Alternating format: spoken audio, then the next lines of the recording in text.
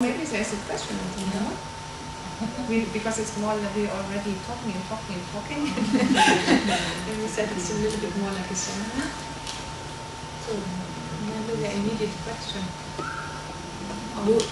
It's wrong to start with a pragmatic question, but you announced there was a huge one. I'm really interested in that. 3.9 million euros. But it sounds a lot, but we had to pay taxes out of it.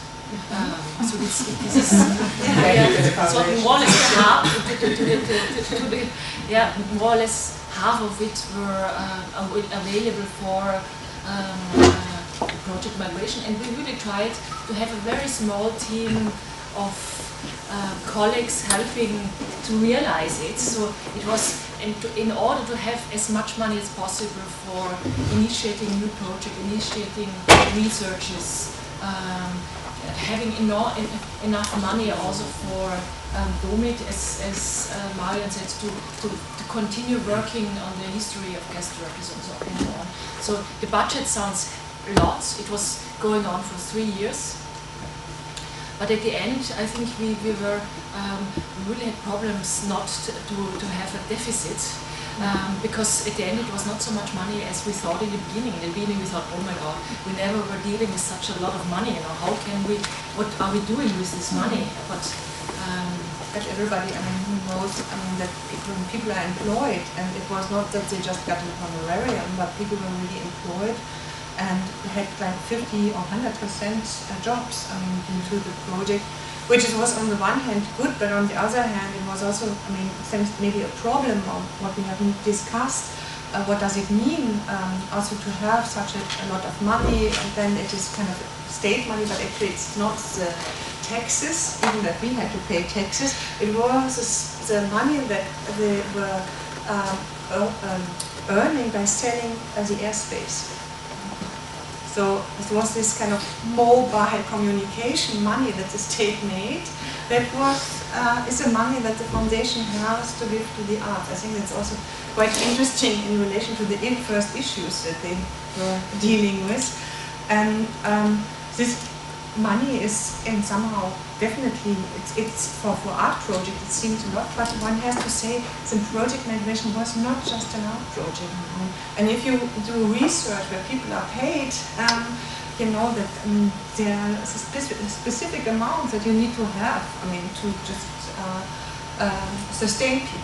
But I think that we made one big problem, or we produced a big problem, because as now we were also new in this kind of transdisciplinary research project, we forgot a little bit that the artist, and that's about me, I'm working on precarious cultural producers, the artist should have been paid similar. And I think that's quite crucial that we forgot about this. And I think it has also to do with the issue. We have to imagine, it was really hard for us to find a speaks position. And it's quite interesting for us that we have for the first time speak about this project, and I invited. And the others, DOMIT has a whole archive there, and also with the tapes, it's actually interesting, because the material is not in our hands. And the interesting thing maybe also is, which we had to face, and I must say I didn't thought about it when we started, that our partners were somehow suspicious on contemporary art. So it took a very long time to get them involved in artistic thinking and artistic production, especially DOMIT. They always wanted to have a more kind of historical exhibition, and if artists are involved, they wanted to control them. So we also had a kind of education position within the project, to educate somehow our partners, or to bring our partners closer to contemporary art, and to show them that it makes really sense to work with the ideas of contemporary art in connection with migration. So it was a kind of very demanding position we had also regarding these issues. And usually, this all material would be in our archives, and I think that's quite interesting. I had this kind of saying that there are two sayings that I have about it. So the one is, this is how we together could go, we were able to go together. So this is kind of definitely something which comes out of a group, in a specific moment, historical moment, with this kind of push to do something. I think if you would have worked with another group and with other groups of migrants, actually, yeah, something else would have come out. And there were also tensions, because just imagine one documentation center of migration, which is an initiative by migrants, gets this money to narrate this history of all the others. Yeah. Yeah. So the question that Blendy is asking, and it is kind of a double tricky question, because they were also representing, you know, their brothers and sisters in Almania, and they were Turkish. So there was a big, why should they be the ones who narrate the story of the others? And that was kind of interesting, because here artistic approaches or reflections on representation brought in possibilities to talk about that. Yeah? And I think that was not art as, you know, a measure of, you know, visualizing something. I think this is something which we completely denied. We did not have any kind of work that visualized the migrant or the life of the communities or whatever. But what we had is works that kind of reflected on this question. I mean, how do I look on something? I mean, how is something constructed? I mean, what is the way of learning to see kind of cultural difference, etc. So this is something which was very crucial. Also, art helped us also with the Domit to find kind of a perspective also for them, that they suddenly felt we are representing the others. Yeah? We are not just, I mean, kind of this the community that is here now working for the community. This is on a much bigger scale. And as well for Kanakatak, I mean, Kanakatak is a very important political activist group, but on the other hand there is also a lot of tension, because there are people from refugee organizations. They say, we are not represented in your organization. You are kind of coming out of this 90s pop cultural producer perspective. We have a different perspective, or we have a different perspective on politics and also on articulation. So all this kind of thing, it's not just our question that we have how to position ourselves. And so the second saying that I have is that we all had to lose, and we lost it, our cultural capital that we brought in. Yeah? Because otherwise it wouldn't have worked. We had to stand up and sit onto another chair and lose this kind of chair where we were coming from, with me, an example, being kind of out of critical art production, blah, blah, blah, doing a lot of collaborative projects. That was no value at all for Domit. Why should it be? Yeah? Or the Kölnischer Kunstverein was more kind of, you know, the bourgeois art perspective. Yeah? So we had all kind of to lose this, and they had to lose that we are representing the migrants, and then it worked, and then we were able to communicate. But this is now the whole archive, and the material stays in the Documentation Center for Migration in Germany, in Cologne. And that means that suddenly we also, as curators, work with our viewing copies to present you VHS copies. Yeah. So now that the project is finished, Yes. what sort of effect has it had on the SARS and also the other organisations? Because it's over. What does over mean? I think it has had a lot of effect. It's not only for the partners and researchers and artists, but also for the public in Germany. When we started, nobody was talking about migration. We were talking also as a problem, as a problem, yes, but not in a way we were talking about it as a productive moment of social changes which are necessary.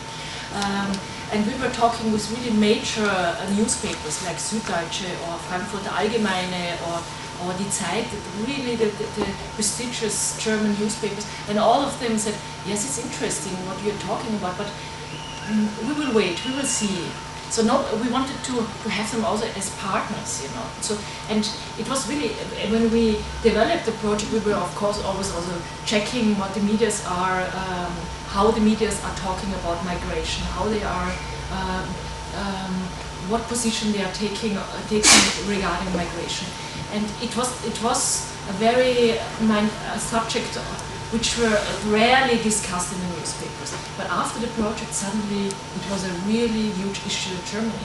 And I think it was also because of our project, because it was this long-term perspective, which is, I think, very important. It's also what Bach is doing.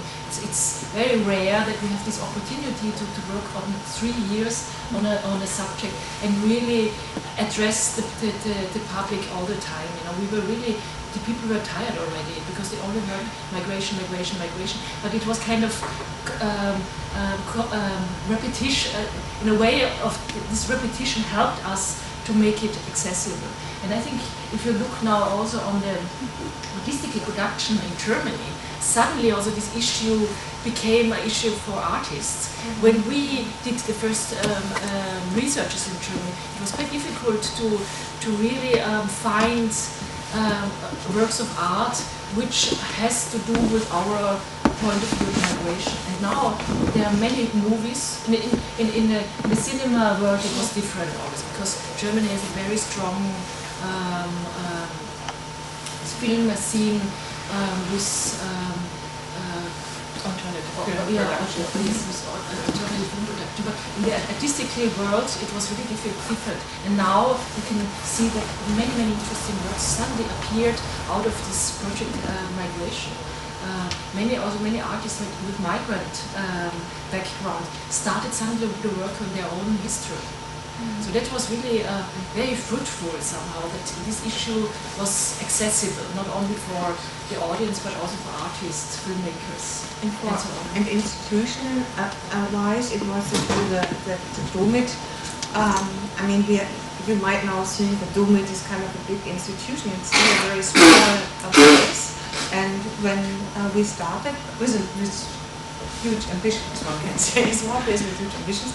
And when we started, I mean, it was unbelievable how they survived, because they survived over project money, and they never got institutional funding or any kind of support from North Rhine-Westphalia, nor from the city of Cologne, nor from the state. So it was the first time. But it was also precarious, because there was a possibility for 3 years, to suddenly get big, to represent, also the migrant movement. And now, nothing.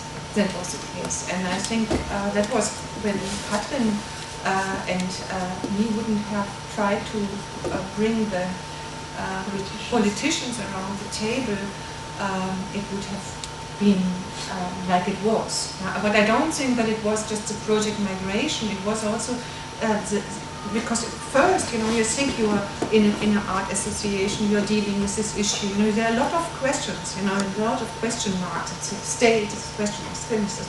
But in the end, I think what we try to do to really use this, to sustain also this initiative, and the initiative is sustained now, and the material is there. It is still not, financed in a large scale, but it has almost the same finance and the Kunstverein. Yes, it has even more now, the Kunstverein. But I think what's now slowly happening also is that suddenly, at least North Rhine-Westphalia and Cologne, the official Cologne, considers migration also as a history of Germany.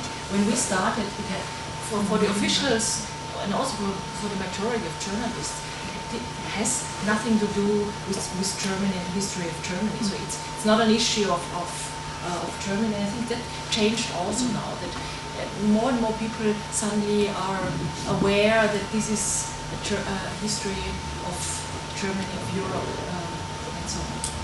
And maybe one has to say that for sure, in all different movements, also social movements, that is not the case. People know that it is part of the history, and just this kind of common history we were narrating in the exhibition, an example, but in an official mainstream. We're talking here about the mainstream. And I think it was also interesting for Kathrin and me, because I never worked before. I always worked in kind of more alternative projects. Yeah, I'm not in this large institution, not with this kind of budgets. That meant something. It was also felt kind of uncanny.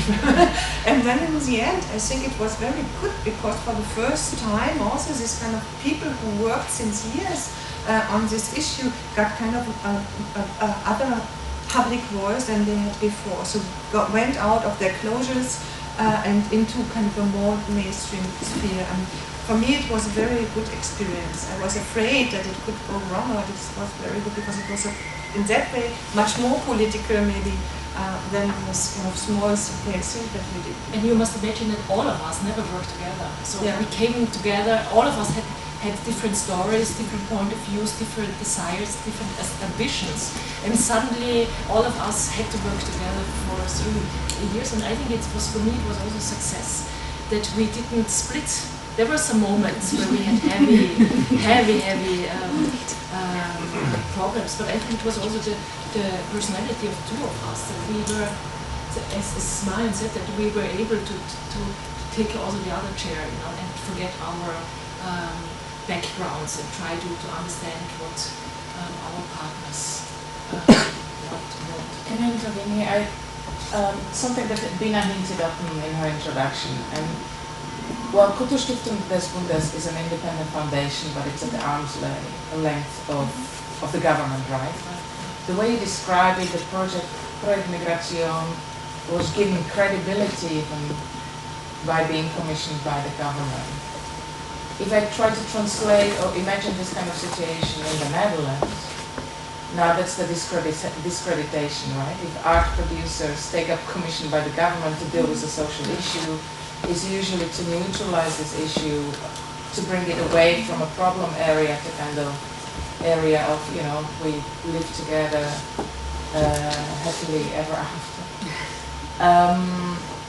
So this interests me. So is there a possibility to develop a critical project that goes transdiscipline over the borders of what we consider contemporary artistic practice?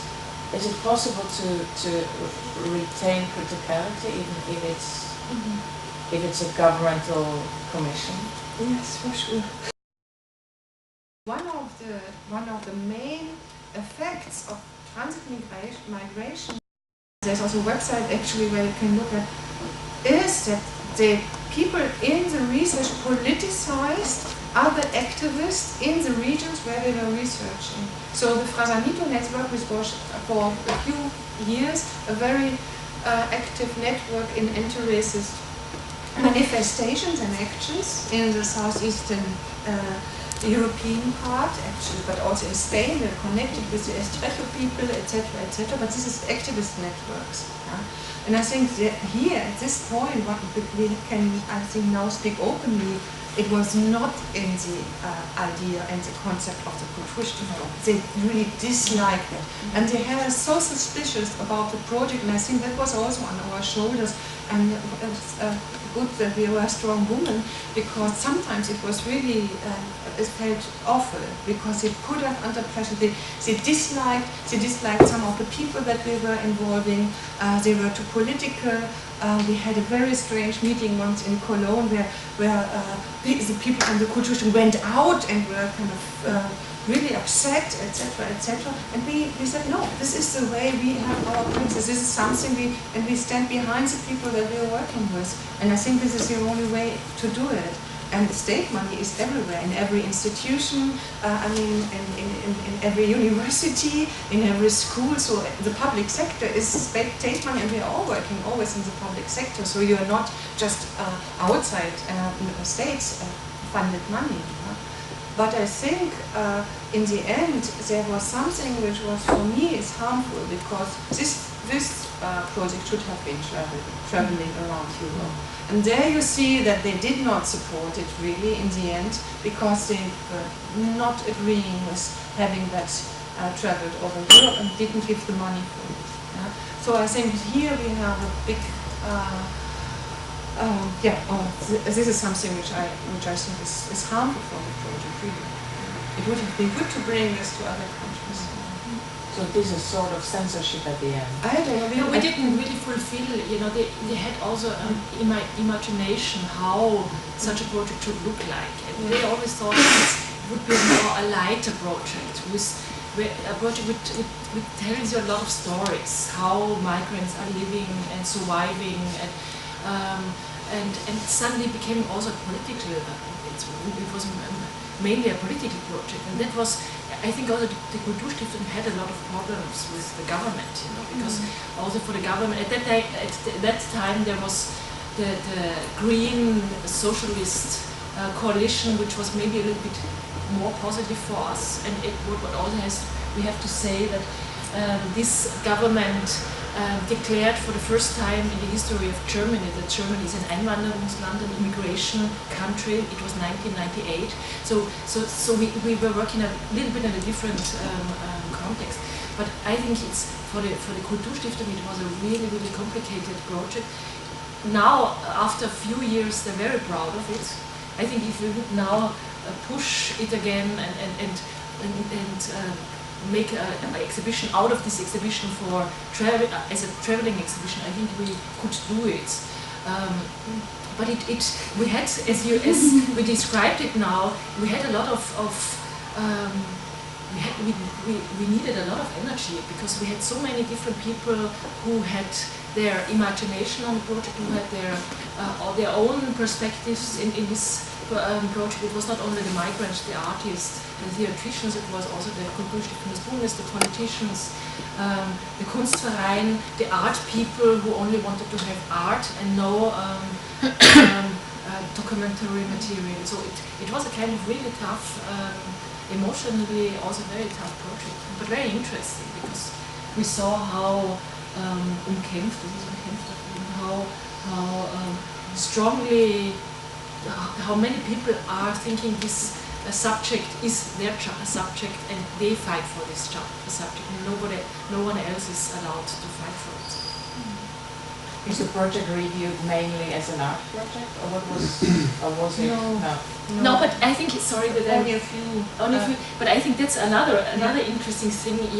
That this was for me also very interesting, because in Austria we were used to work transdisciplinary. There were many exhibitions and projects in the last years which had also a big audience. But in Germany there was there was somehow no tradition of such a transdisciplinary project, although there was all this movement in the 20s, like Bauhaus and so on. But with the Second World War and the drama, there was really a cut suddenly, and we couldn't work with the knowledge of the Bauhaus, for example, Bauhaus experiences, because the people didn't think about it. You were sitting in a bar, an example, and then people, when the exhibition, maybe we can even put on the beamer again or open it, because we could then look at the exhibition.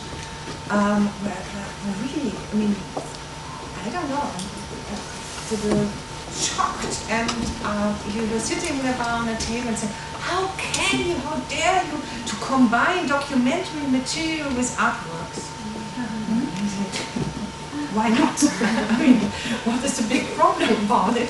And it was, I think, for the people in Cologne, for the art scene, it was also kind of questioning a lot of their kind of attitude in the last 15, 20 years. They lost kind of their position in the whole art system, and now, they come with these projects and with this marginal issues and make them so big. So, and I remember Maria actually was there at one panel. I was astonished. I mean, how low as knowledge about globalized art production has been. I was like, what is going on here? I mean, what place I am?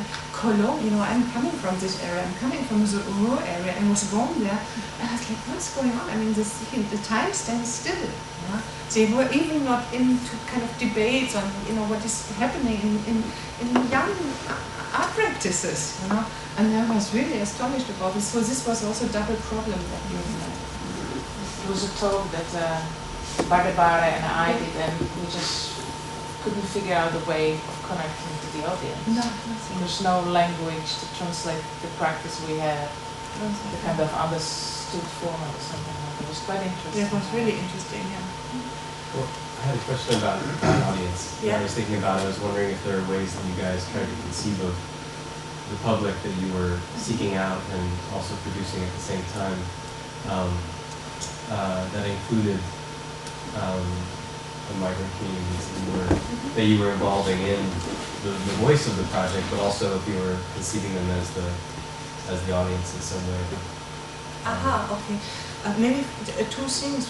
First, I mean, it was not just that they were having a voice in the project, they were curators of the exhibition. I mean, we were all curating together. And there was some art projects actually were curated by Rhomberg or by the other migrant organizations, or by us, or some of the documentary. I was very involved in the documentary material because I'm interested in it as also as in an artistic perspective.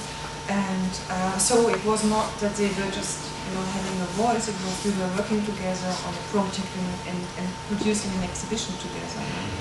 And the other thing is that because of that, as I said, this figure, this figure that we curated, the figure of migration, is that has implicitly everything embedded what migration can be. Yeah, and meant also that again people said here are only this and this groups, here are only this and this groups, and every group always pointed on the other group that they would only be there in the audience, which meant it was very interesting again. They could not identify, they did not find the Turkish community, for example. So it was a post-national approach, it was a post-national perspective in all senses, also for the migrant communities. And everybody was like, but they are only the ones in and we don't find this and this and this. And that was, I think, the interesting thing. I mean, that you also created a new audience, not just addressing them as clients or something, but I mean, to kind of imagine a space in which you have to orient yourself on a new level and kind of think about the post-nationalist future or cosmopolitan perspective. Yeah. Except for the political references about what the project achieved in political perspective. What did it especially? What did you achieve in social standards for the people who are put it in as the migrants? I mean, did they collect some stronger positive position out of the project? Did it improve for them? I can't understand. They are already strong. It's not our task to improve them. Because I think they are really strong people. So. In the beginning, you thought that the meaning of subject is that people are putting their situation as a narrative, as very sometimes a very painful thing in their lives, and I was wondering if the project changed something in their lives. I think maybe what happened also, especially with the guest worker generation, that showing that there's a situation in Germany or in Europe also showed the dignity of this history, and I think especially for this generation, we came sometimes with the children into the exhibition, and they showed to the children for the first time how they came to Germany and how the situation was in Germany at that time. So suddenly this their own history was accessible, and people could talk about it. I think that was maybe also, especially in connection with the exhibition, a very positive aspect of it. And in change, I mean, that's what I mentioned, that I mean, on a political level, there were a lot of things going on, I mean, really political activist stuff, like, I mean, people went together to Italy and tried to do harm to a camp or whatever.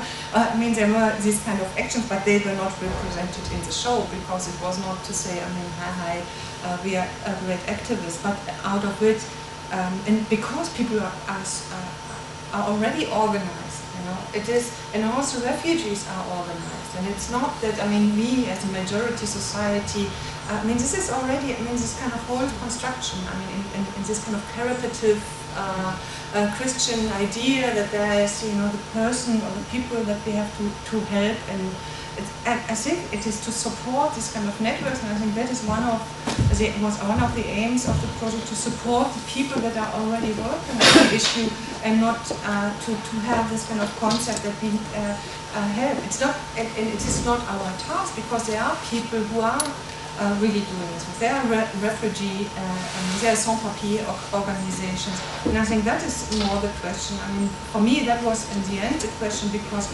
we decided to work with some organizations, you know? And somehow that was unjust, because there are so many, you know, we could work with, and this is also why I say with this group we came to this decision. With another group we would maybe came to other conclusions, because there are other issues and needs would have been, urgencies would have been articulated. Yeah. Was there a headquarters? Yeah, the headquarters was in Cologne at the Kunstverein, and also more or less all the lectures and film screenings and so on were held at the Kunstverein. So we had really a place where we came together, where we had our talks, and where we also invited the audience to be part of it.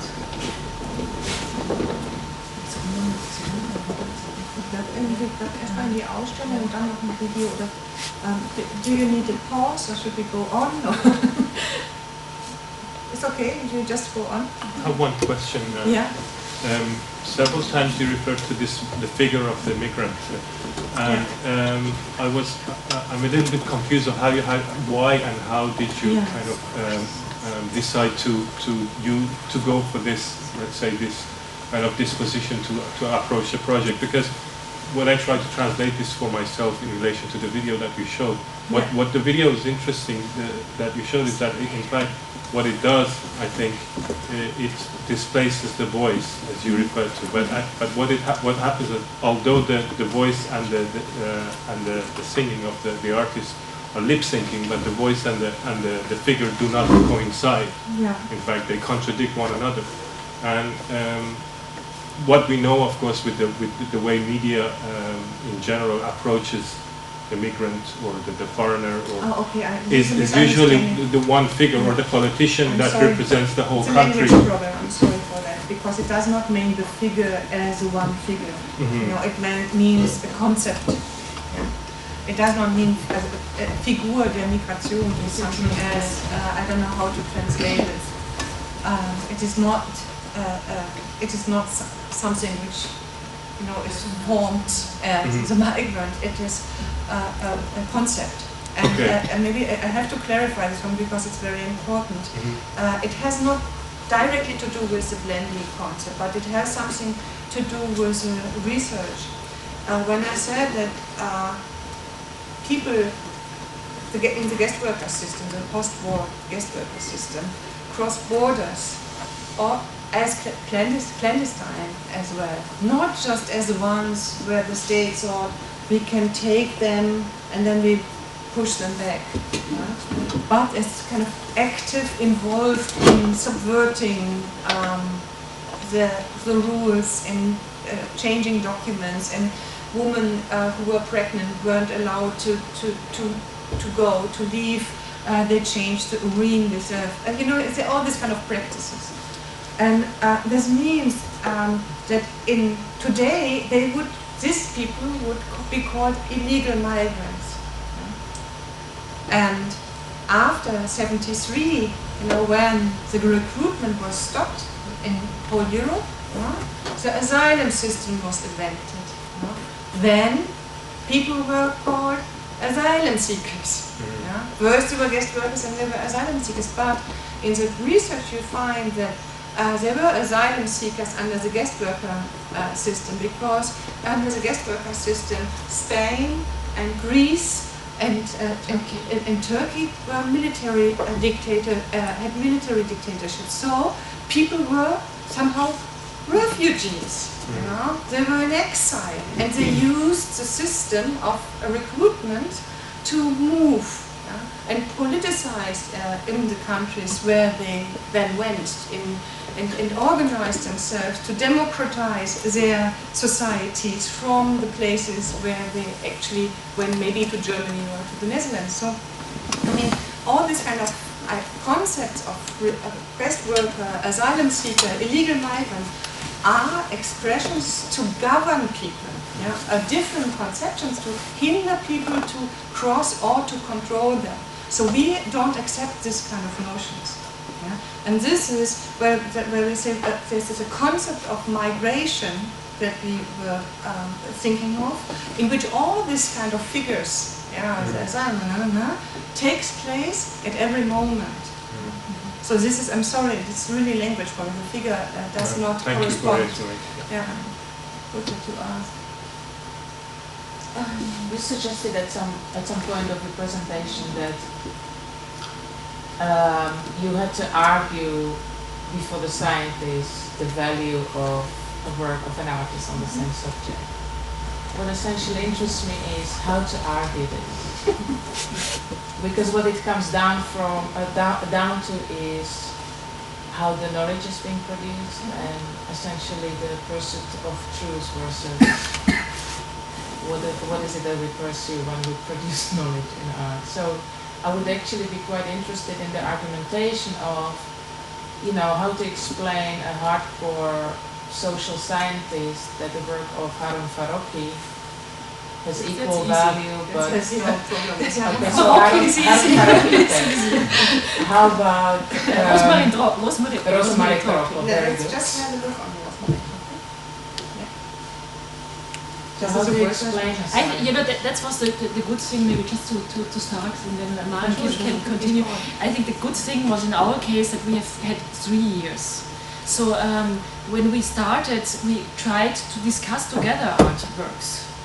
And even if our partners were suspicious of that, I think this has nothing to do with migration. We didn't give it up.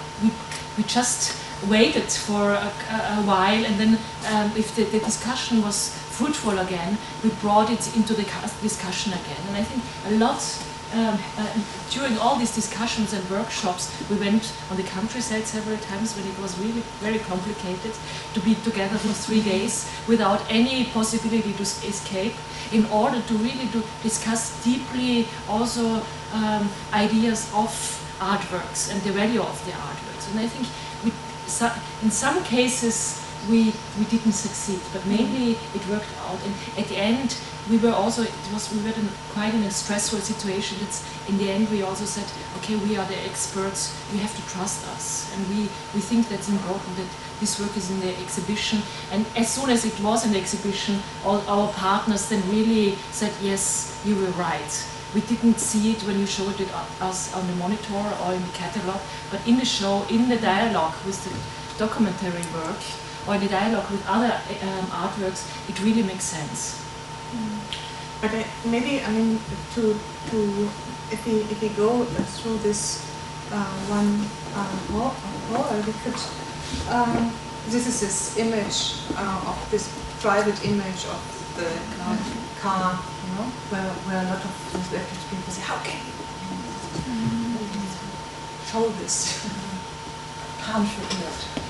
Behind you see a work by Jeremy Jelinek, a famous Serbian filmmaker, who I'm a great fan of, and he's a good friend of me. And I once visited him in Novi Sad, and he showed me his more unknown works, and I did not know, because he was actually also migrating because Tito pushed him out of the country to Germany in the guest worker area. And went to Munich. He was one of the first, this is a piece from 1976, 3 to acknowledge in film works the situation of people that were migrating to Germany. And it's a very beautiful piece where people step down and say who they are in different languages, what they're doing, and then leaving. And with all this too, you can imagine no problem for any kind of discussion. So, but here, I mean, but actually this section, and this was the Kunstverein, the space of the Kunstverein, we had the idea to reflect, and I think that was the main and the important. You find this also in the small books, in the guides. Actually, we have. I asked to send some, Maria, and unfortunately, because of the holiday, obviously it didn't arrive in time. But it will arrive maybe on Monday. So maybe if you're coming again to one of the seminars, you're invited to take them. I asked to send 40 booklets, and they're quite nice because they're short texts, introduction texts, and then all the artworks are explained. So it gives quite a good insight into the exhibition. And here it was this kind of question, what here is permanente Installation. This notion, the whole room was the question of installation in terms of, I mean, how do I install myself in a moment of mobility and precariousness. Yeah? And it was interesting, I mean, Rosemarie Trockel, actually a little bit shamefully, actually, she brought this piece in Kathrin's office because it's a very early piece of hers, and she's from Hagen, isn't she? And this is in this North Rhine-Westphalian region, kind of a provincial town, but it is also an industrial town, so a lot of people, I mean, who were coming from other countries to work on the factories also lived there, and she had a strong memory. Yeah, and this was what we also did, you know, and I think it was also new in this exhibition, that we tried to find out if this famous German artist like Rosemarie Trockel was someone interested in 80s or in the 90s or is interested in the subject of migration. And it was really discovery that there are many of these famous German artists who in one moment of their artistic career were really dealing with this subject. And as Marion said, Rosemarie Trockel grew up on the countryside, and there was a camp of guest workers nearby, of Italian guest workers living in this camp situation, and she was very much attracted by the Italians because they brought an entirely new way of living, and with her girlfriend she was always trying to have some access to these camps, and out of this fascination in '86 she made some drawings which she never showed, so it was the first time she showed it in our exhibition. And they are really beautiful, tiny drawings, which have a lot to do with her own work. You know, you might know Rosemarie Trockel. She became very known with her knitting works. And also in the one permanente Installation, you see an Italian family where the mother is knitting and it's all about, in this drawing there are so many issues we were addressing in the show. So, and this is, I think, what was interesting for our scientists also, and theorists, that they suddenly saw that artworks can have many layers, and many layers to which is much more difficult to show with documentary works. And also, I mean, I think also the second one, Eine Schönheit from a rich family falling in Liebe mit Gina, a beauty from a rich family falling in love with Gina. It's also not clear who is the Gina here and who is the beauty. So she already played with something which later on we would say, I mean, also theoretically, identity categories and desire, formativity, etc. So she had that already as a reflection, and this was no problem for the scientists as well. But more, I mean, there was one piece by Hans-Peter Feldmann, which was also important for us. Actually, I don't have it here in this. And we were really fighting for it. This is where we were really fighting. Yeah, because why? I mean, you can speak about what is on, but what for me was interesting. he's using material of people doing private amateur photos. Domet does the same, you know, using amateur photos and constructing a history out of it. For me, it was very important to have such a work included, because it questions also this kind of idea of, you know, that you know, would watch some photos, like authentic photos from migrant families. You know, this kind of thing brought a whole debate, and they really want to have it out. And even some of the people from the younger people from the scientist group of Domet, they were annoyed. They attacked it. They attacked it. I think, yeah. And it was a sexual issue.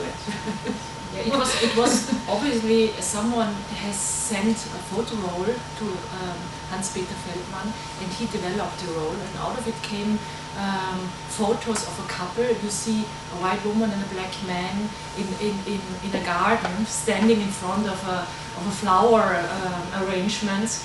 And then you see them obviously in a hotel room. It's not a private room. It's clear. It must be a hotel room. The black man is photographing obviously the white woman, and the black man the white woman. And the funny thing is that she is always cut, and he photographed her in a way that either she didn't have feet or you didn't see her head, and he was always shown in his full length.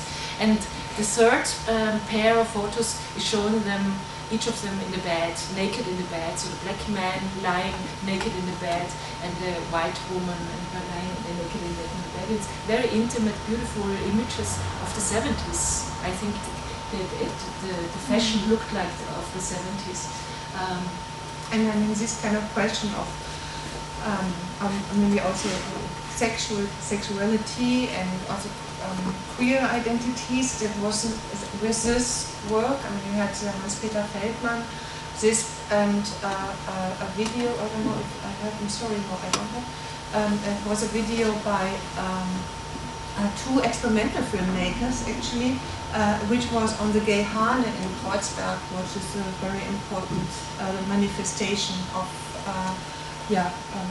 gay and lesbian in this Kreuzberg area, where also a lot of people from the Turkish communities, or it is actually kind of a feast of the Turkish community, and provoking also, I mean, the parents'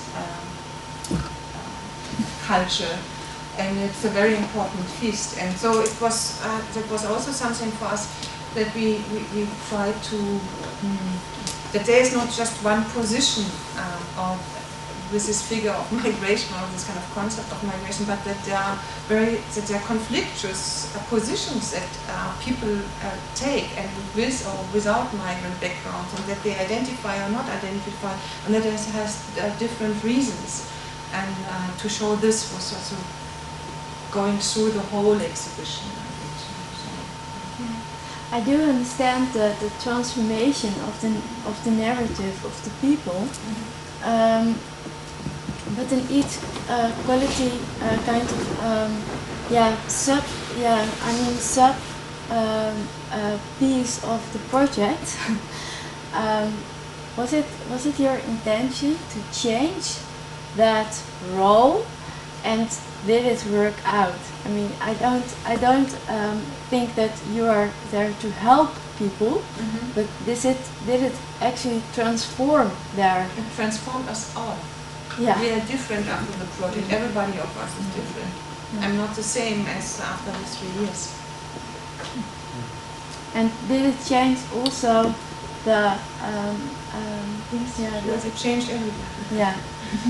But also from the political involved organizations who were more or less more powerful, because you told that many countries have their systems in order where immigrants are some kind of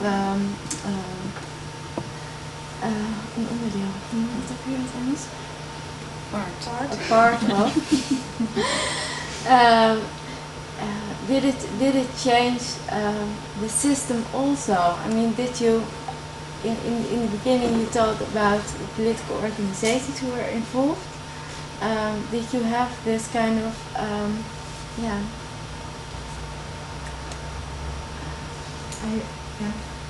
Maybe I thought I would have answered this question already. I mean, but with the Kulturstiftung it was not easy. This is how we said, and this was the one who gave the money. So I don't know if we changed. I think so. Maybe just to add, there's a kind of interesting thing that happened on the level of German law during the duration of the project, which is that in 2005 there was a reform of what's called the Ausländergesetz, which is the laws that relate to migrants today. And although there are a lot of political problems with it, it's quite a conservative law in the sense that it now requires that you speak German after you've lived in Germany for a certain period.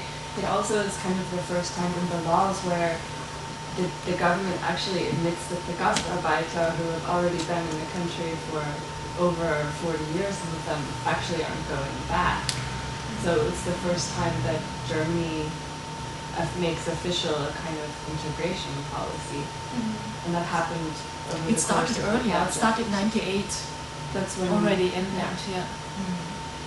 But it was, I think it was all parallel also then with our project. I mean, it's interesting because in the moment, we have this very strange for me awful national integration plan. I don't know if you have seen the plan of national integration. And there are a lot of posters in the public sphere, horrible posters, I say, where people again are placed, they are the what's that in Polish? What's that now? Nurses, all these kind of jobs where you think you find the migrant, and this is kind of the idea how the state in the moment represents their national integration, their plan for national integration. And I have to write a small text actually in the next days about it. And the more that I think about it, the more, it's undiscussable. But what happens is, what can people do? A lot of migrant initiatives have to cooperate on that level because it's all on strategies. And if you run an art space, you know it as well. You need to have your strategies. You are kind of smoothing around with these people to get this project done. So I think this is what happens, that they create kind of an opportunistic space now where people kind of might have possibilities that underneath they can realize something. But it's a very conservative and stupid concept. It's again the national container, it is a national culture. And maybe it's not a joke that we have this kind of application form, what you need to know about Germany when you are kind of coming and to apply to stay, that there is a kind of form that you have to fill out. And one question is, what is a documenta? Oh wow!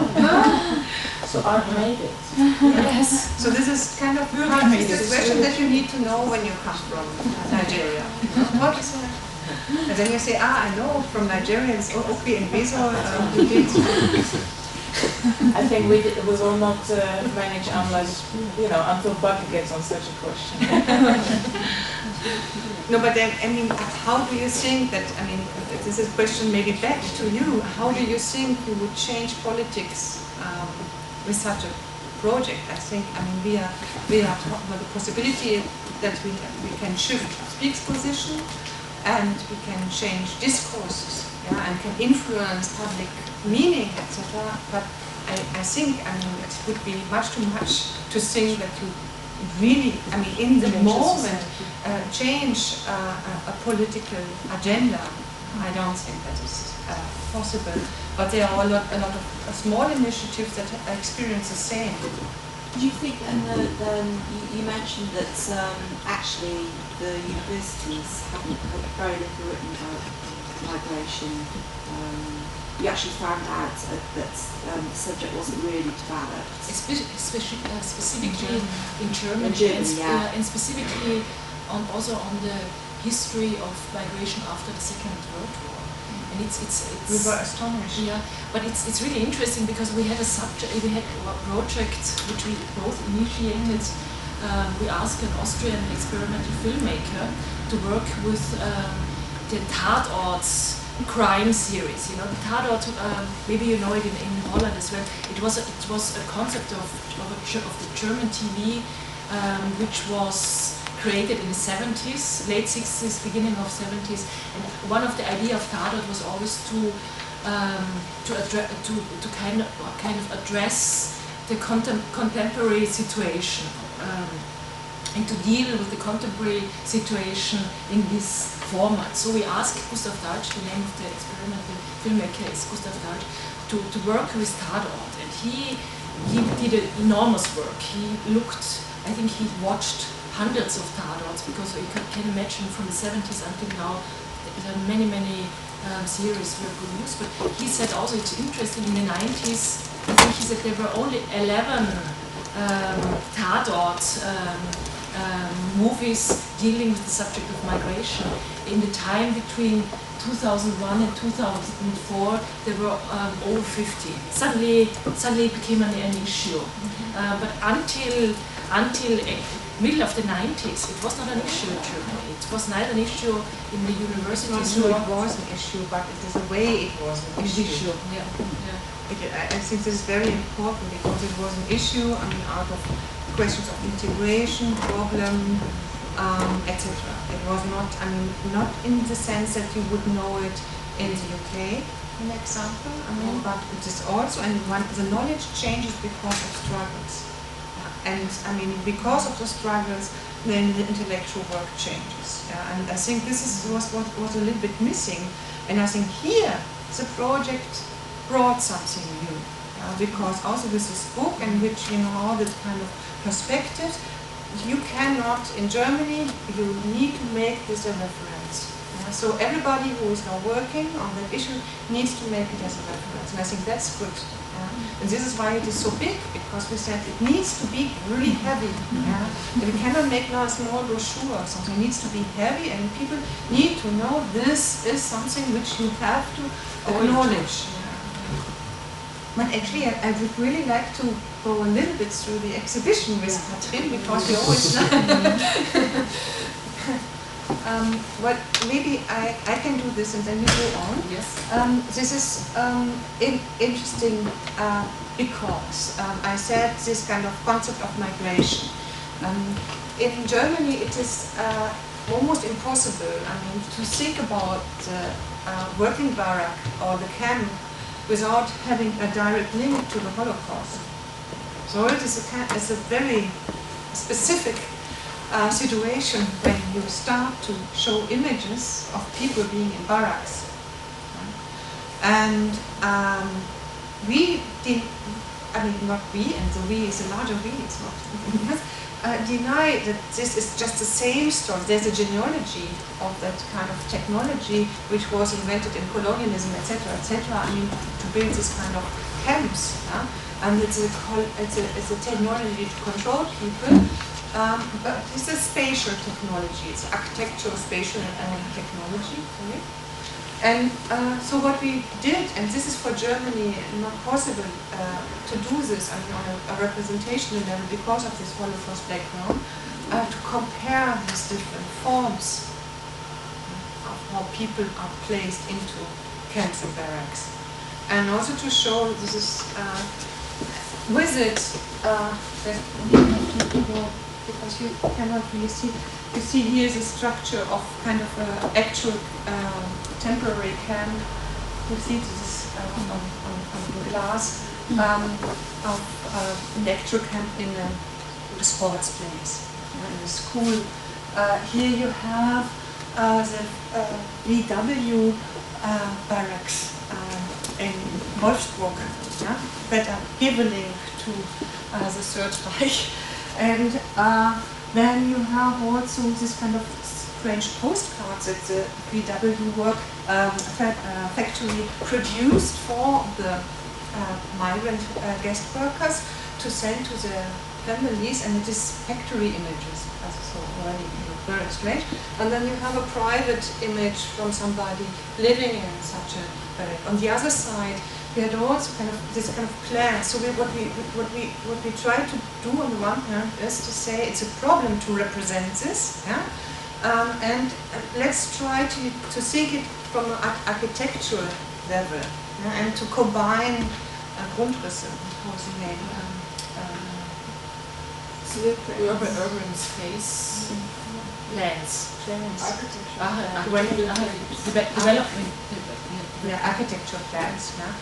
And another thing was a video by Brigitta Kuster and Louise. Yeah, you're assisting me? Yes. Actually, it's also a good colleague, but I forgot his name. And they did work together about temporary, Marion Mabuna. And they did a video together on the question of how is it possible to represent a camp from inside. Moise had been in this camp, and so Brigitta gave him the camera, and then they are discussing, what is possible to show and not to show. And in the humanist tradition of photography, you would show the people who are standing there in black and white in their miserable situation. Moise said, I cannot do this with my colleagues. I don't want to do them harm. I don't want to show them into the worst situation that they ever got. And so there's one thing that he and the others agrees to show is the discussion of the segregation that they're in. They're discussing, how people are segregating them, how they are addressed as also in a racist. And the other thing is where they have a party. So when they have the party, this is and it is not, it's a poor party, there's only some beers, but there's one image, and Moise addressed it and said, this is an image of joy, when he just has this kind of beer in his hand and it goes through the throat, and that is the joy that you can have in this kind of camp, because there is no other possibility to have fun. But this is an image that I can show because I don't do harm to my colleagues. So it is a completely different position that he takes as somebody, as a critical photographer, going into the camp and showing the miserable situation out of political reason of these people. He says, it is not the representation of us that we want. We want to be in a modest and good situation. We want to be in this society. We don't want to be there. We don't want to be placed there. And then there's something really great in this film, where people come and do this kind of children work with them. And because in the camps, the people, it's a very strange thing. They're not really imprisoned, but they are imprisoned. It's kind of a complete strange situation. What they do is, they need to do something, so they are forced to clean their rooms, to keep everything in order, because they have nothing to do. They invent all these kind of works and labors that they should do. And one is to make these small crafts, what you do with children, And then you see these guys, and this Christian woman is coming and want to do this craft stuff with them, and they are listening very loud music and provoking her. So you see all these kind of tensions that are produced in this kind of situation. And why we wanted to show it together with this is that Domit had the idea that to show these personal images where people kind of install themselves would kind of document something. And I was mistrusting. I said, I don't think it documents something in the sense that they are installing. It is a performance for the families. These photos are made to show your family that you're well. So they have a complete different status, and looking at it on a documentary level, they are living like this. It is a construction. And I think that's a way we try to kind of combine more artistic approaches with this kind of documentary material, as I said before, that reflected on each other. And not just, there's the artwork, and then there's the documentary.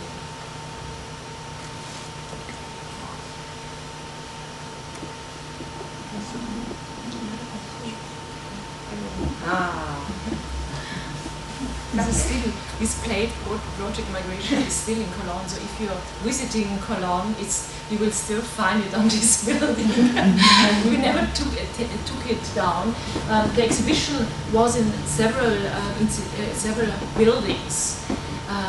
This was also an idea. We were researching for a long time where we can show the exhibition, because we needed approximately 4,000 square meters. There was the one discussion which Domitz really forced was going into a museum, showing the exhibition in the Museum Utrecht.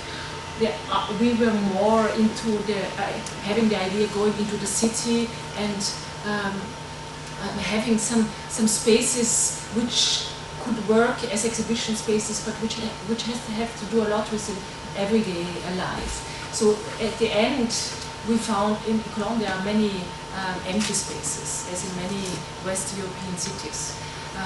It's a kind of speculation area, of course. And finally, we made it possible that we could rent 3 spaces, and one space was in the Rudolfplatz, quite close to the Kunstverein. So behind this Projekt Migration, there was another exhibition space.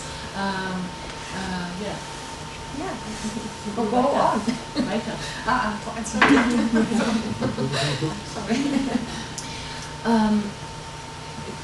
It was in the first floor of this space, and this was the entrance of the Rudolfplatz, and there we had a collection of sound examples, LPs, and so on. It's a collection of Domitz. And you had the possibility to go into this music which has to do with migration in Germany mainly, and listen to it.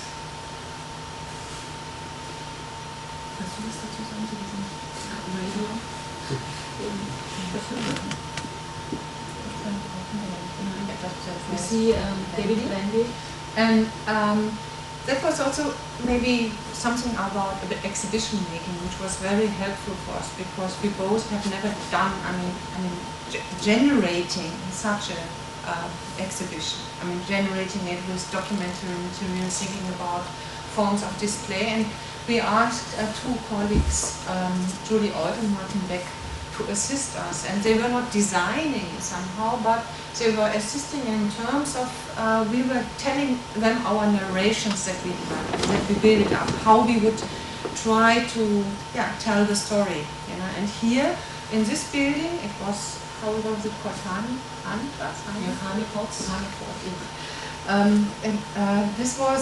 There were 2 issues that we wanted to address or to confront. And the one was the question of articulation and education. And education is a term also of language, how people were treated, not as somebody who should learn the language, but people were treated, and you can see it here. They just learn what they need for the factories. So it was more like Arbeitsschutz, that nothing should happen to them and so on. So they were trained in this kind of Oxford visual dictionary kind of stuff in German. But that was over because nobody was interested. The idea was they will go away, they will leave. So here you have this whole collection of these books. But reflecting also on education, this is a work by Henrik Olevun.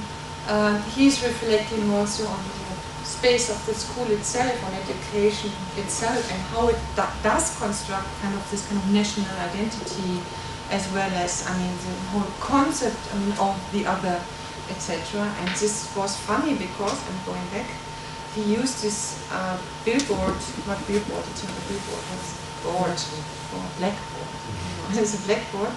And out of the collection, you see here from Domitz, we decided before Henrik came with his piece, we decided also to enlarge this out of the Domitz archive, where you see a Korean mine worker writing in German and Korean, and it is a similar perspective, the artist took as well as the material that we found. This is a movie of Jean Faust and Jörn Zehe, two German artists, and it's a work they conceived in Innsbruck when they had a kind of scholarship in Innsbruck. You see a young man in front of an industrial area, and this young man is not really speaking in German. So there, in the off space there is a really Tyrolean guy with heavy Tyrolean accent asking him, "What are you doing here? What are you doing in this field?" And so he tries to find out what this guy is doing in this agricultural area. So and you as a exhibition visitor also suddenly taking the position of this Tyrolean guy asking this young man what he is doing there, and suddenly you're starting also to think about maybe he's an illegal worker doing there some agricultural work. So it's a kind of very strong imaginary work of Jean Faust and Jörn Zehe, and this is also a commissioned work, which was not commissioned by us, unfortunately, because it's a really strong work. I think it was commissioned by a colleague in Innsbruck who made an exhibition also on the subject of migration, and she asked Jörn Zehe and Jean Faust to do something about it. And it's, and one can say that this work is also kind of a bridge to the other issue in this building. It is labor, actually, with the concept under which these people are seen usually as laborers, and bridging it and also with the question of representation. I mean, who is behind the camera? Who is asking the question? And yeah, it's really very nice work. So we are here on the second floor, and again we'll have work with this. We didn't talk about this kind of display system yet. We work with this glass walls, and it had to do because we had 3 different spaces, and these spaces needed to be connected. And one connection was, the material-wise, was really this kind of 50s, 60s, and this was also the time where the people were recruited, was these glass facades. So we did not want to work with this kind of stupid museum-like panel systems material, but material that somehow function in all different places. And we worked also with kind of key images, so that an issue in a space was kind of also visually communicated. And that another thing about the glass is that you see the others watching, and you start. It's kind of a strange situation. I mean, who is watching on what, etc. So this was kind of maybe also to add that at the end, Cologne was heavily destroyed in the Second World War. So the center of Cologne was destroyed 95%, and the majority of the buildings are from the 50s and 60s. So this was also for us interesting then to work with this architecture of the 50s and 60s. It's the time when after the Second World War the guest workers were recruited, and when the migration movement in Germany after the Second World War started. But it's, of course, it's not an exhibition space as you would expect. It was quite difficult also sometimes to do. The last work we saw before Marion continued, it's a really beautiful work of Adrian Pazzi. I think you showed him. The solo exhibition. And you showed this work as well, so we don't have to talk about it. I think it's really one of the beautiful pieces of Adrian Pazzi,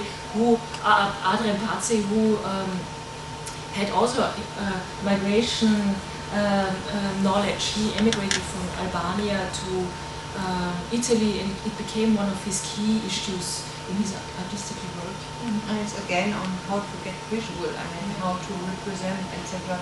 So again, this kind of reflection in the artworks. Here, it is the most museum-like installation. It is consumption goods that have been transported to the families. So these are kind of transnational consumption goods. They functioned as presence, but they also communicated in the countries of origin.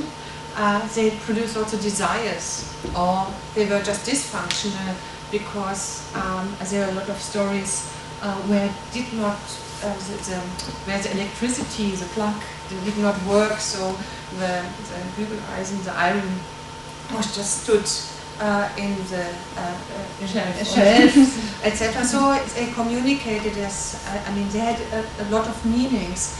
And this is, for me, also because I'm very interested in economical theories, also critical to assumption of, you know, this kind of Fordist economy, because here the concept is, you know, that people gain and earn money in the factories to then consume and, you know, get kind of a decent lifestyle and more be middle class. You know? But here the circle goes completely different. You know, this is produced. You go into the factories. The money does not just go to you. It is financing whole families and enterprises in the cities or villages of origin. And that is actually something when we would go on with kind of this question of transnational relations. Just think about Western Union Bank and or others. I mean, figures that you know that, in example, Mexico is sustaining its economy only because of migrant labor outside the world and because of the money flows that are coming back. This is something which, I mean, could be addressed more, but here it was maybe the first attempt to do it historically. The exhibition, and also something very important behind, a narration that goes through the whole, all places and all stories and all, is the oh, sorry, too much words in my mouth. The struggles of migration, not the history of the struggles of people fighting against miserable working conditions, fighting for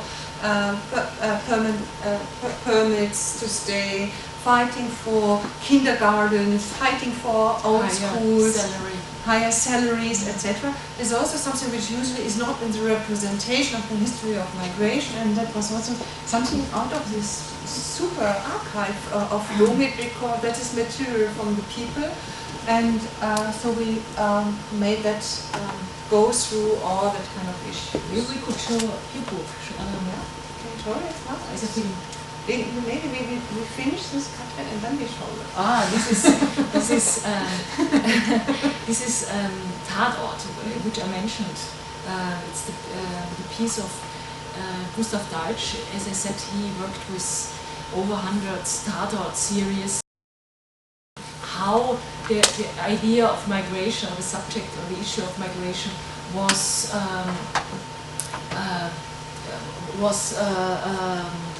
issued in the series. And maybe that is also something with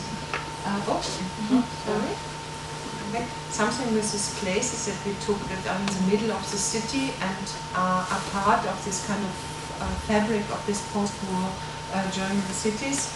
It is something, as you see here, it is buildings where they don't look like art spaces.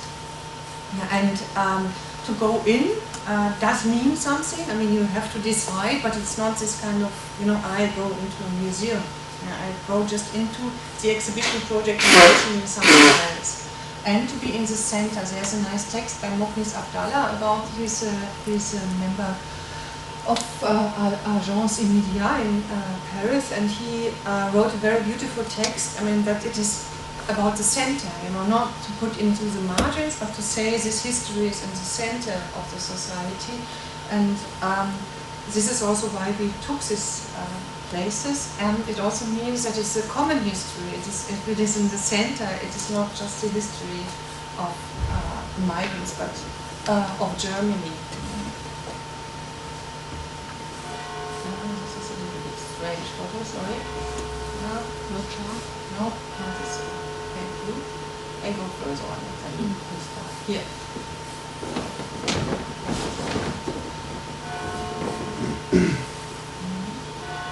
The back side you see another, you can see always this combination of documentary work and artwork, and suddenly sometimes people didn't really know what is it now the artwork or what is the documentary work. In this case it's quite beautiful because you see on the back side a work of Tillmans, who is one of the very well-known German photographers, and he made a series of photographs.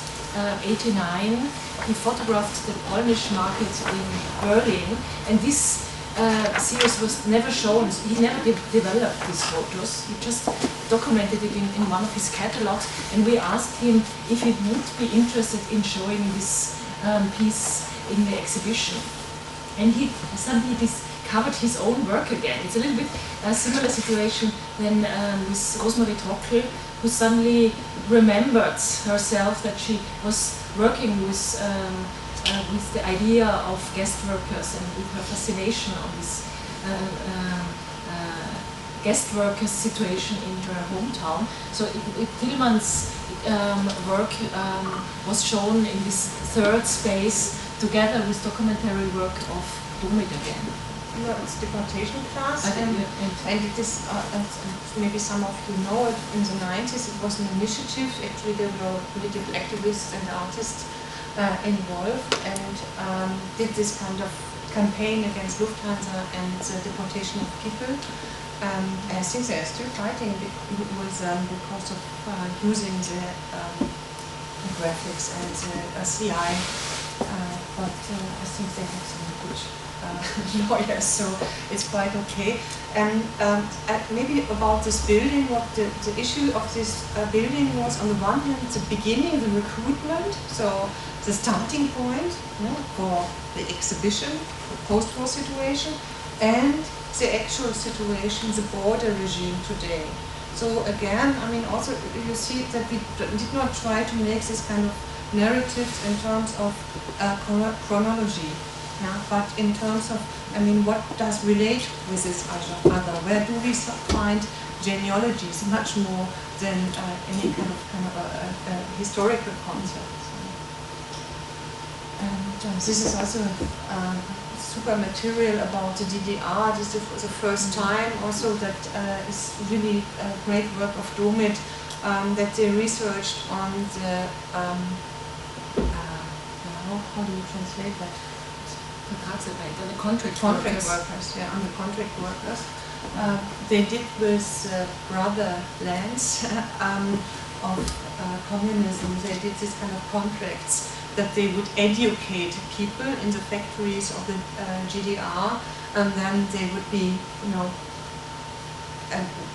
ready to kind of construct factories, etc. In most of them came from Angola and Mozambique, the former Portuguese colonies, and also from Cuba and other. And one of the guys who were researching on that, he was an excellent person. He was a contract worker when he was younger.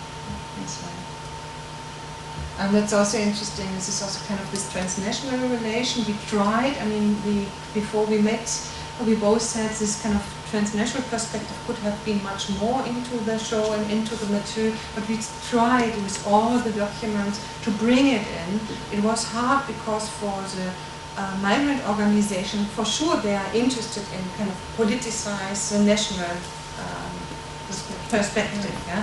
But on this level of what we have conceptually talked about, it's very important to see that it's communicating that migration means that you connect places that have not been connected.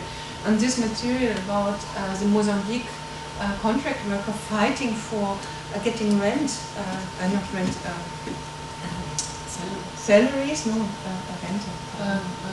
pension, getting pension from the German state, but the German state after 89 did not accept the contract workers. So they had to fight for their rights, and their people were mobilizing, like here, the Vietnamese contract workers, and actually the Vietnamese were very strong and they got permission.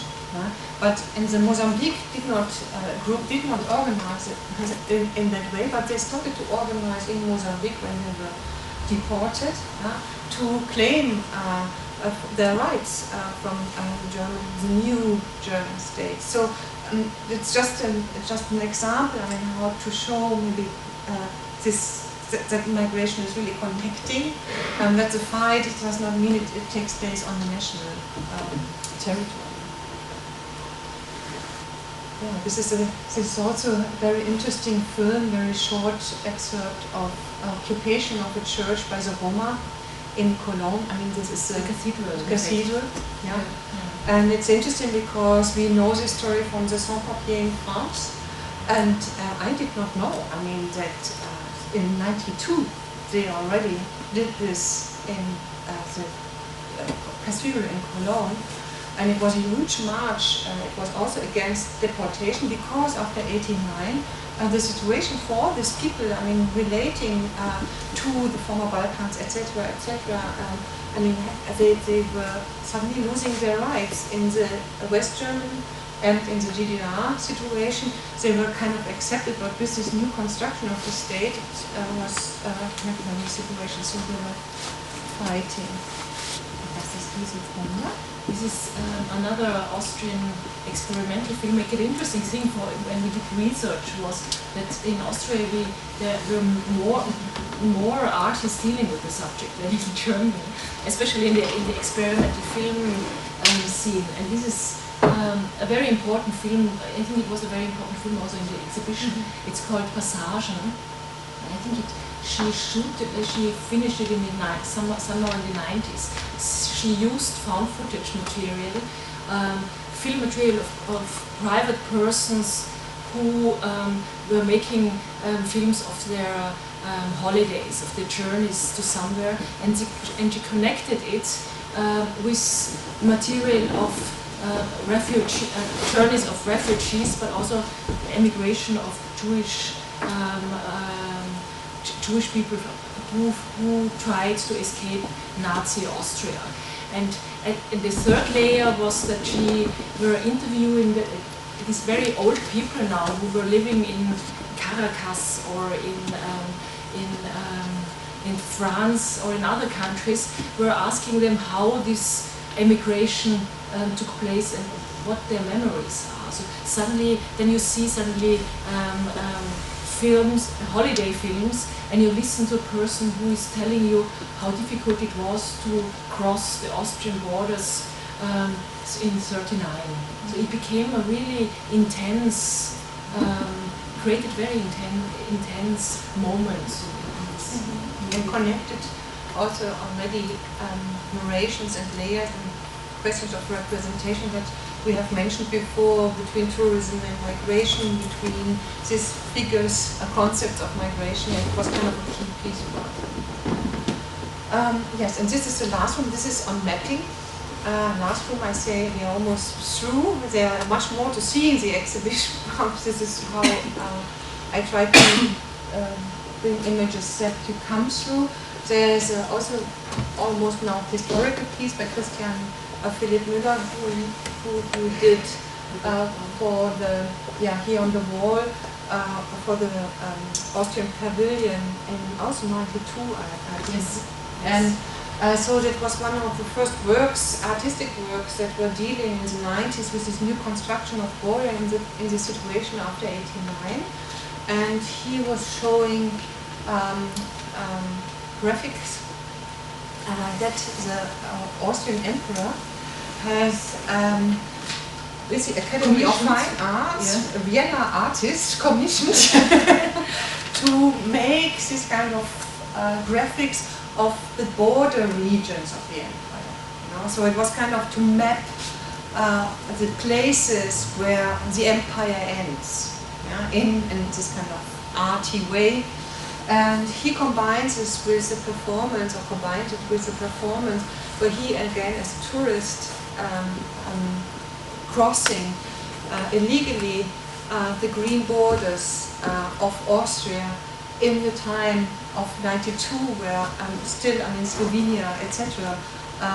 You have this kind of strict situation and still very strict division between the so-called East and the so-called West. So he's kind of questioning a lot of things with it. I mean, who is able to cross under what conditions, you know, how is the artist involved in the process of representing the nation state, and also what is artistic practices involved, etc. And the table is in relation to a project by Architektur. They did also a small research in the group on the White Russian border and the Polish border, and they published a magazine that is was also part of Transit Migration, and this table was about these representations of migrations in graphics, something which also having the Baroque reflected on. You have this strange arrow, you know, so showing that a group is coming. The representation of Europe in this kind of graphics. You know, this is always neglecting in the example, the African continent, or the African continent is painted grey, and the European is represented colorful and as nation states, etc., etc. And this is in relation to that the work Camouflage by Yin Yang. It is about the position that you take as somebody who is undocumented, without papers, and how do you perform normality, to perform that you would belong to a society, because nobody did. It is dangerous if somebody knows that you are undocumented. So what does this camouflage means? What does this process of getting somebody else in the process of migration to becoming somebody else, to cover yourself into the society that you are migrating to? And I thought I could come to, on the internet, but it's not possible. If only if you give me the. We could go to the third floor and check. Yeah, you have a. Yeah, and the back. Is there a password? Okay.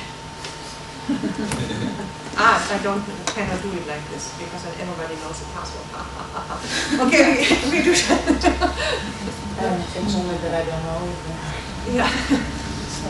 But no problem, then I just say. No. Maybe just to say, there's a website of Projekt Migration. On the it's you can projectmigration.de, you will find it. You don't have to go into the Projekt when it's still on there. Yeah, it's still on, and the other is transitmigration.org, and here you have a mapping process. The Transit Migration as a project also tried to find other ways, not only the exhibition, other ways of distributing the knowledge. And one is a map, which is really, one can say that all the people in the research and the artists are proud of, because it communicates quite well. A lot of political groups or people in the university are using this map for their work, because here you see the Europeanification process of the migration regime today. I mean, how it developed historically. Then you see, the discourses on migration, as I see the asylum seekers, blah, blah, blah, or the new figure of the trafficking, of the trafficker. Yeah, this is a new figure in the whole concept of how to govern migration, etc. So this is what you see on the website, and we don't need to go there. It's just that you know, and it is, if you have these books, it's just information to give you. And now we have films. Yes, we have films, and what we also didn't show, we had several projects in the public space, and it was also the idea that we wanted to address the everyday people who are not going into exhibitions with the subject of migration. So this, we didn't show this, and it's only half of the exhibition which we have showed you now. But we are now showing you a film, Yes, Brothers Keepers, which was also in the show, and which was also in this last space Marion showed you now. And this one floor was about the self-organization among immigrants. Maybe we just have a look. Yeah, I'm trying. I don't know why it's not looking now. And we need the sound.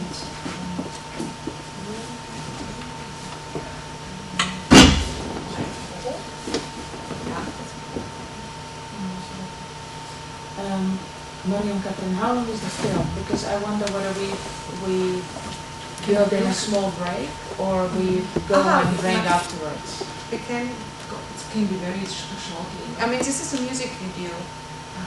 So we go for it, I suggest. And then we have a break and informal products then. Yeah. So we stop after this. Yeah. No, we have a music video. Yes, it's easy going. Yeah, but I need Really? to open it and there's a music You video. can drag it into the DVD. Where's the DVD player? I don't find it. Here, huh? Yeah. Or I just open the DVD player.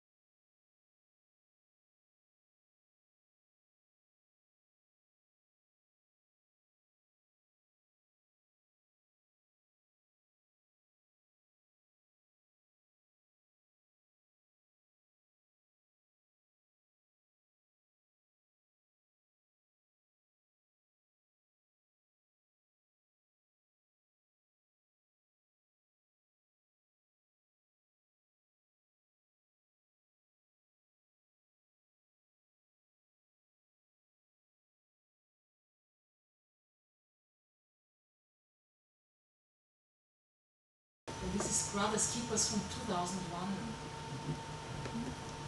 Will you make a break now? Yeah, maybe I can just, I think it's very important, the context to just, and then the break, because the context is important for today. I mean, you would think, okay, there's a hip-hop band, they gather together, but this is a very specific situation because Alberto Capriano was killed in Dessau, and he was a Mozambique contract worker. Yeah, I mean, Alberto, you see, is still the Portuguese name. And there were several moves of politicizing the hip-hop community. And it's actually very interesting that the move almost in every case came out the black German community. And I mean, the black German community is not acknowledged at all. You know? This is people who were born in Germany, but some of them are coming from colonial times, from families, from German colonialism. Germany always says we don't have colonialism. It's not true. And there are people, I mean, that are politicizing in the last 20 years, younger people. And it's very interesting that these groups, I mean, also are able to gather together other groups. And if you're a little bit into the German hip-hop scene, you would have seen a lot of them who are now very famous. Yeah? That they were able to make a political project together was very unusual, and also to bring it into MTV when MTV was still showing music videos. They were bringing it into kind of also a mainstream. It was very popular, and around this, a lot of people organized as well. And I think that's a kind of, yeah. It was for us also important that we show these examples of self-empowerment. Not only within the contemporary art field, but also within the field of music, but also cinema. So we showed many works which had to do with self-empowerment. There's still one work we can show, but we will not. We will not finish. But just to say, it's a Spielberg. Now is something maybe we should. No. No, we can negotiate with everybody here. It's only to see 1 minute. Maybe just one minute, because it's also about self-empowerment. It's a film from the 70s, and it's a strike by migrant women in a factory in Germany. These women. Yeah.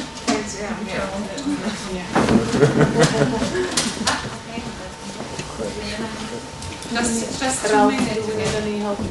So in the show, just to add something, in the show there were of course many video works and films as well, which is also very difficult to document. To give you this, if you walk through the exhibition spaces, you could always hear voices or sounds. So it was also kind of immaterialized exhibition somehow.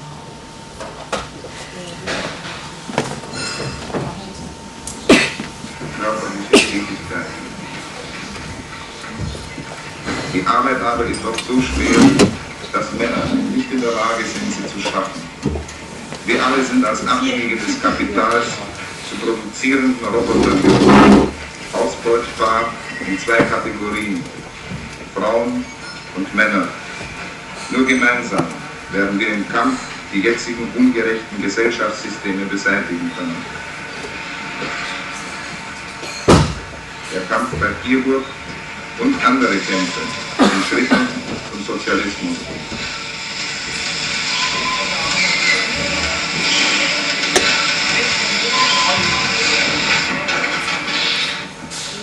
Die Männer, die mit an unserem Band sitzen, haben alle etwas mehr Lohn. Aber gleiche Arbeit, gleicher Lohn. Nicht, dass es heißt, wir sind 12 Jahre hier, wir wollen mehr Geld. Nein, wir wollen nur unser Recht.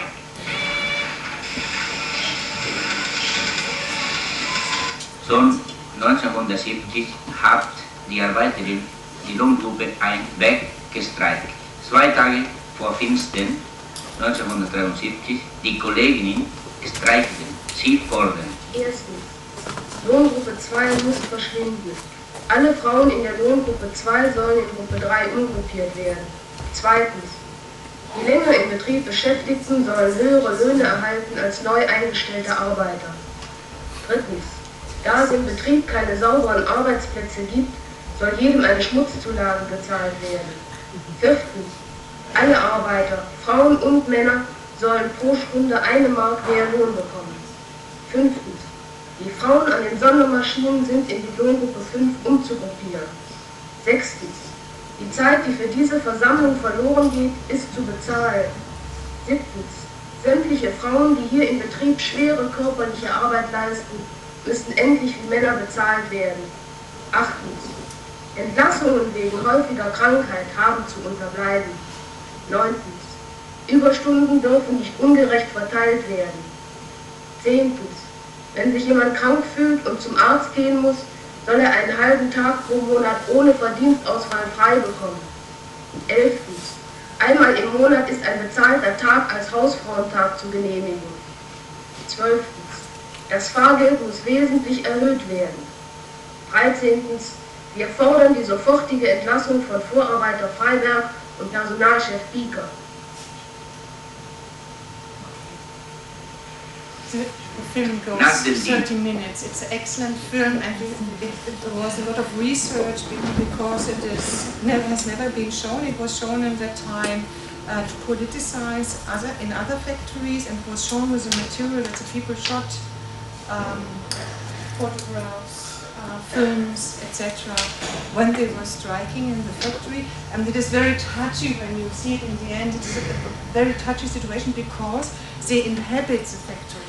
You know, it is also kind of the bodies are in the factory. It is suddenly their factory, and they are women. Yeah. So it's this is also interesting. In the 70s, who are fighting for their rights, for better salary, for more time, to have more time, also more free time to look after their children and so on. And it was successful. They won. Best Verhandlungen. Thank you very much, Kathrin. Thank you, Marion. Thank you, all of you.